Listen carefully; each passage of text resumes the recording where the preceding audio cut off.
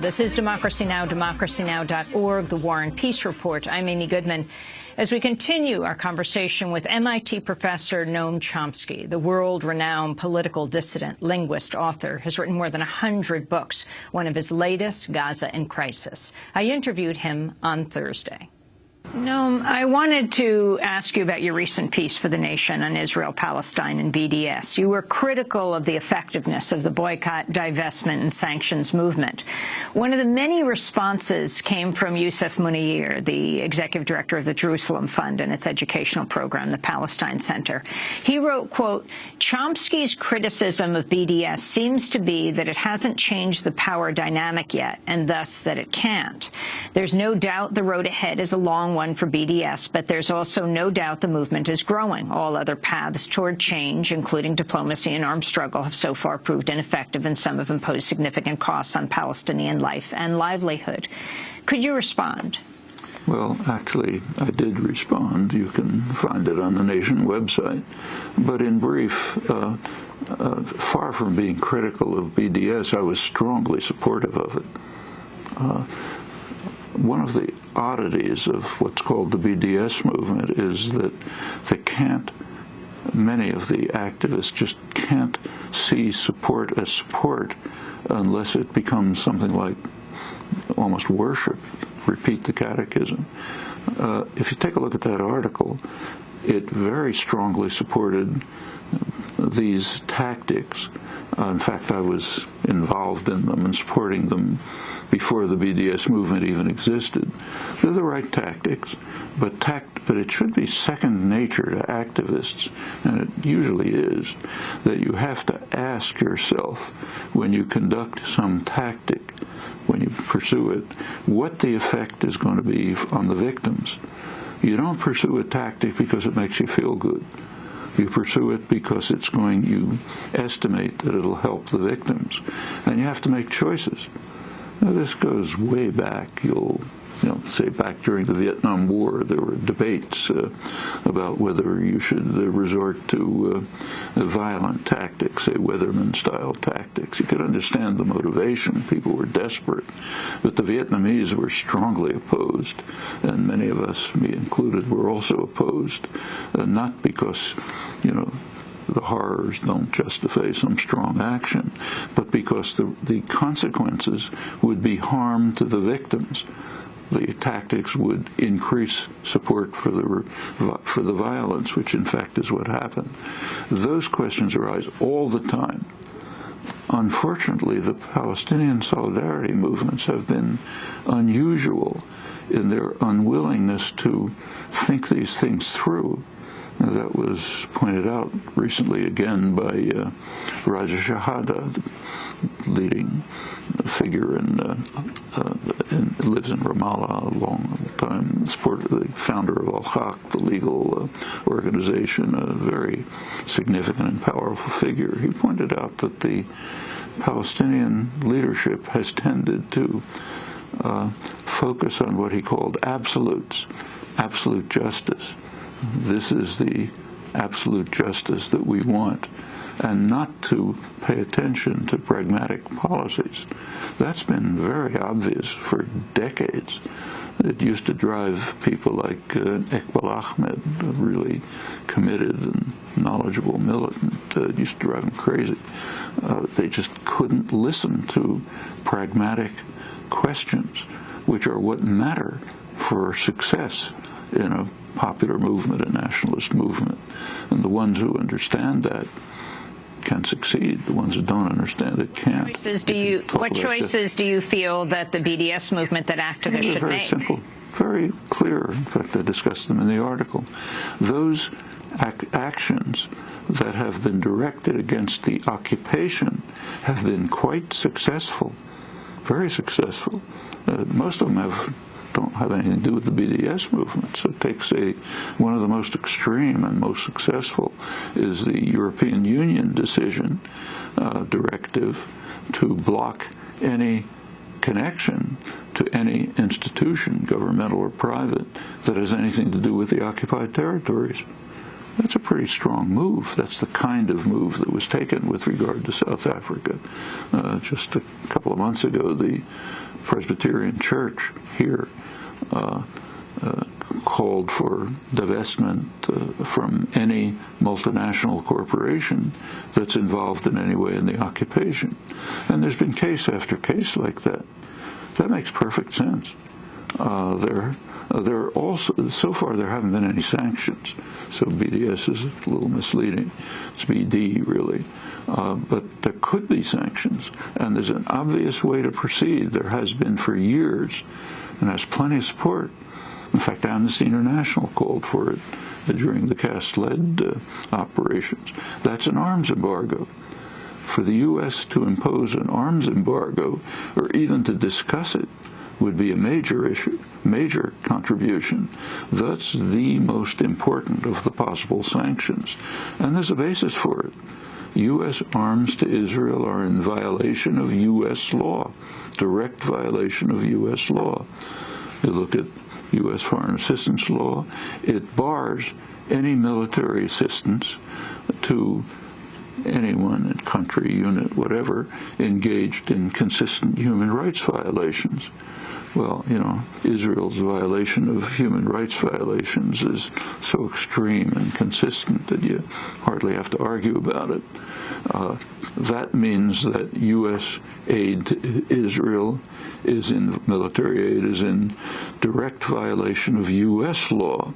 And as P.I. pointed out before, the U.S. is a high contracting party to the Geneva Conventions, so it's violating its own extremely serious international commitments by not working to impose the Geneva Conventions. That's an obligation for the high contracting parties like the U.S., and that means to impose, to prevent violation of international humanitarian law, and certainly not to abet it. So the U.S. is both in violation of its commitments to international humanitarian law and also in violation of U.S. domestic law. And there's some understanding of that. I wanted to get your response, Noam, to Nicholas Kristof on the issue of Palestinian nonviolence. Writing in the New York Times last month, Kristof wrote, quote, "Palestinian militancy has accomplished nothing but increasing the misery of the Palestinian people. If Palestinians instead turn more to huge Gandhi-style nonviolence resistance campaigns, the resulting videos would reverberate around the world and Palestine would achieve statehood and freedom." Noam Chomsky, your response. Well, first of all, it's a total fabrication. Palestinian nonviolence has been going on for a long time. Very significant nonviolent actions. I haven't seen the reverberations in Kristof's columns, for example, or anywhere. I mean, there is among popular movements, but not what he's describing. There's also a good deal of cynicism in those comments. What he should be doing is preaching nonviolence to the United States, the leading perpetrator of violence in the world.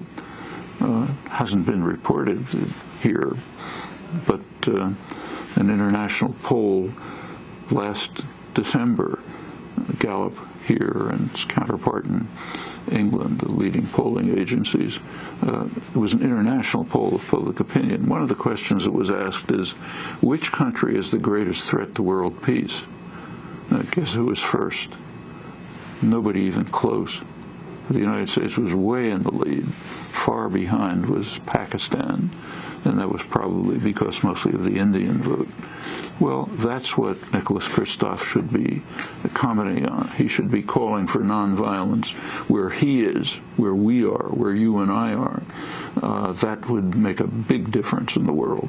And, of course, nonviolence in our client states, like Israel, we provide directly the means for the violence, or Saudi Arabia, extreme, brutal, fundamentalist state where we send them tens of billions of dollars of military aid and on in ways that aren't discussed.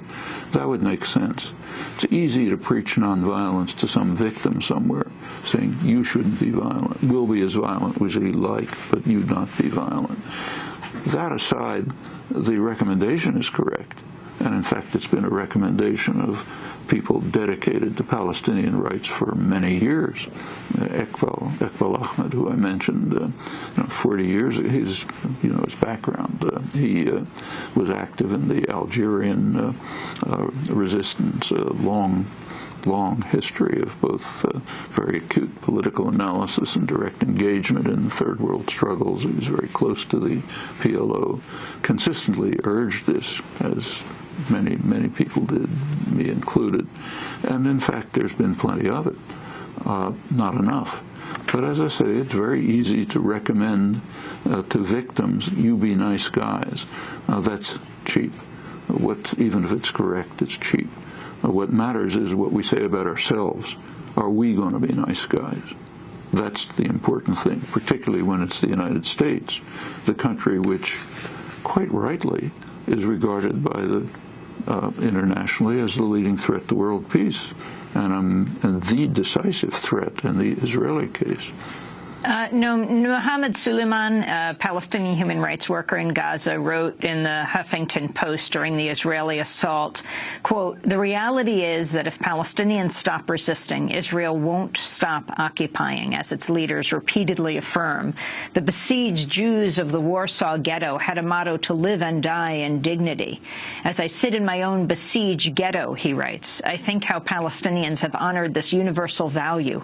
We live in dignity and we die in dignity, refusing to accept subjugation. We're tired of war, but I also can no longer tolerate the return to a deeply unjust status quo. I can no longer agree to live in this open-air prison." Your response to what Mohammed Suleiman wrote? Well, several points again. First, about the Warsaw Ghetto. There's a very interesting debate going on right now in Israel in the Hebrew press as to whether the Warsaw Ghetto uprising was justified. It began with an article, I think, by a survivor who went through many details and argued that the uprising, which was sort of a rogue element, he said actually seriously endangered the Jews of the surviving Jews in the ghetto and harmed them. Then came responses, and there's a debate about it. But that's exactly the kind of question you want to ask all the time.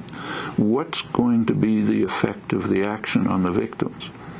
It's not a trivial question in the case of the Warsaw Ghetto. Obviously, maybe the Nazis are the extreme in brutality in human history, and you have to surely sympathize and support the ghetto inhabitants and survivors, the victims, of course. But nevertheless, the tactical question arises. This is not and it arises here too all the time, if you're serious about concern for the victims. But his general point is accurate, and it's essentially what I was trying to say before. Israel wants quiet, wants the Palestinians to be nice and quiet and nonviolent, the way Nicholas Kristof urges. And then what will Israel do? We don't have to guess. It's what they have been doing, and they'll continue as long as there's no resistance to it. What they're doing is, briefly, taking over whatever they want, whatever they see as of value in the West Bank, leaving Palestinians in essentially unviable cantons, pretty much imprisoned, separating the West Bank from Gaza in violation of the solemn commitments of the Oslo Accords, keeping Gaza under siege and on a diet. Meanwhile, incidentally, taking over the Golan Heights, already annexed in violation of explicit Security Council orders, vastly expanding Jerusalem way beyond any historical size, annexing it in violation of Security Council orders, huge infrastructure projects which make it possible for people living in the nice hills of the West Bank to get to Tel Aviv in a few minutes without seeing any Arabs. That's what they'll continue doing, just as they have been, as long as the United States supports it. That's the decisive point. And that's what we should be focusing on. We're here. We can do things here, and that happens to be of critical significance in this case. that's going to be, it's not the only factor, but it's the determinative factor in what the outcome will be. MIT professor Noam Chomsky, author of, among many other books, Gaza in Crisis. After break, he'll talk about how Israel's actions in the occupied territories compare to what happened in apartheid South Africa. Stay with us.